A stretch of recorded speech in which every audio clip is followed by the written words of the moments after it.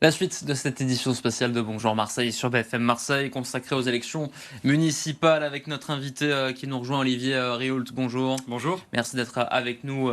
Vous étiez le porte-parole de Franck Alizio, candidat RN dans cette campagne pour la mairie centrale, vous-même engagé dans les 11e et 12e arrondissements, où vous remportez donc la mairie de deux secteurs. Mais à Marseille, ça bloque. Vous accusez plus de 10 points de retard avec le maire sortant, tout en vous imposant comme la première force d'opposition. C'est une défaite qui ressemble à une victoire?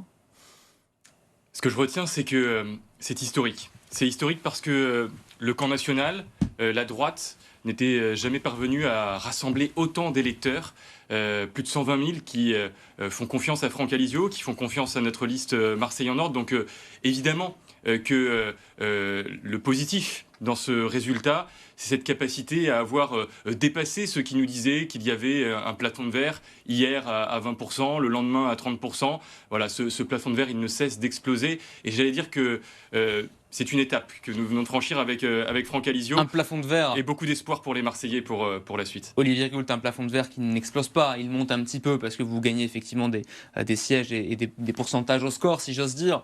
Mais il y a toujours ce front anti-RN qui s'est manifesté dans les urnes. Benoît Payan qui a conforté son écart qui était très infime le soir du premier tour, près de 2% d'écart avec Franck Alizio.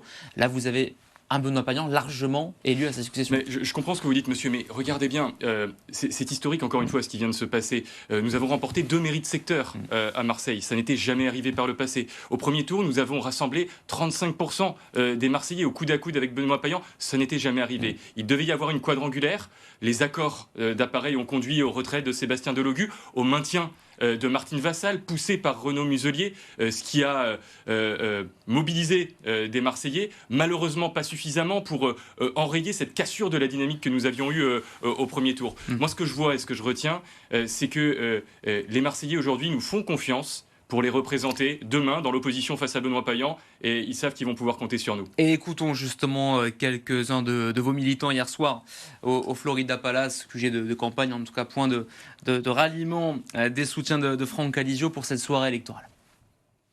C'est un gros étonnement quand même, parce que je pensais que M. Alizio avait toutes ses chances. Voilà.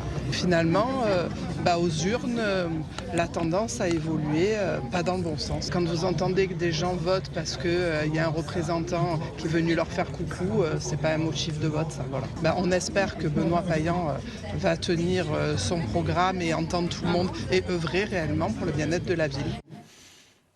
Déception, mais en même temps un peu de fair play. Vous aussi, vous souhaitez le succès de Benoît Payan? Mais vous savez, je ne vais pas faire de langue de bois en réalité.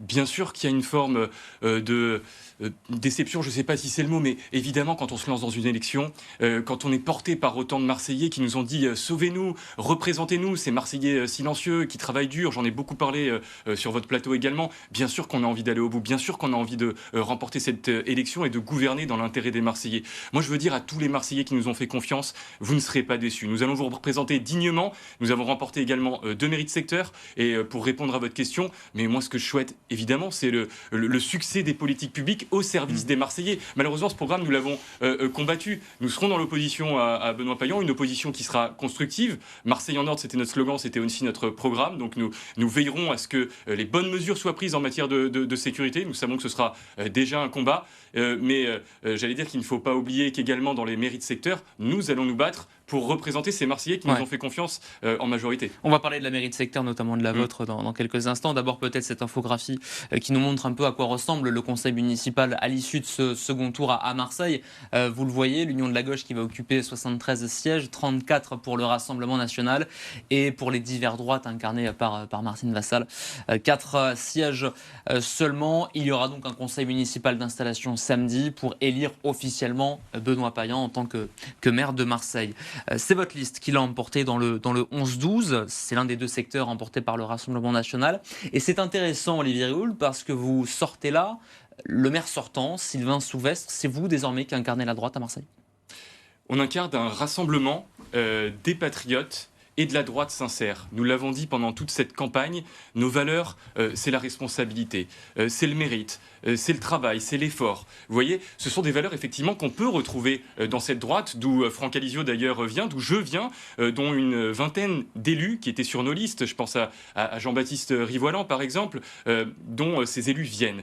Donc oui, aujourd'hui, il y a des électeurs de droite sincères, marseillais, qui ont vu en Franck Alizio le bon candidat. Mais nous allons au-delà de ces partis politiques, d'ailleurs qui ont échoué. Moi, ce que je souhaite dire aujourd'hui, c'est que je veux que les Marseillais qui nous ont fait confiance, qui ont mis le bulletin dans l'urne Marseille en ordre, eh bien, ils soient fiers de nous. Et je peux vous garantir qu'on va tout faire pour ça. C'est, j'allais dire, notre premier challenge. Mais pardonnez-moi de revenir un petit peu en arrière. Vous savez, vous avez dit que nous étions fair-play, et c'est normal. Benoît Payan a remporté cette élection, il faut le dire. C'est le maire de Marseille. Mais j'ai été surpris, quand j'ai entendu son discours, de voir qu'il restait dans une forme de confrontation des Marseillais. Franck Alizio, quand il parlait, il voulait être le maire de tous les Marseillais. Il voulait rassembler les Marseillais. La responsabilité d'un maire, c'est également ma responsabilité dans le 11-12.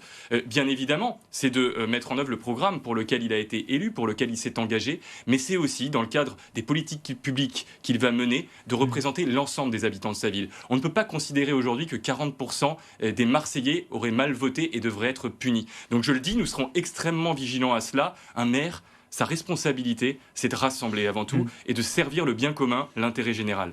Cette élection municipale, elle avait bien évidemment, et sans doute à Marseille plus qu'ailleurs, une connotation nationale à un an de la présidentielle. Le RN qui misait beaucoup sur la région, sur Marseille, mais aussi sur Toulon. Laure Lavalette, la députée RN du Var, qui est devancée par José Massy, réélu chez nos voisins varois. Là, c'est une déception, disons les choses.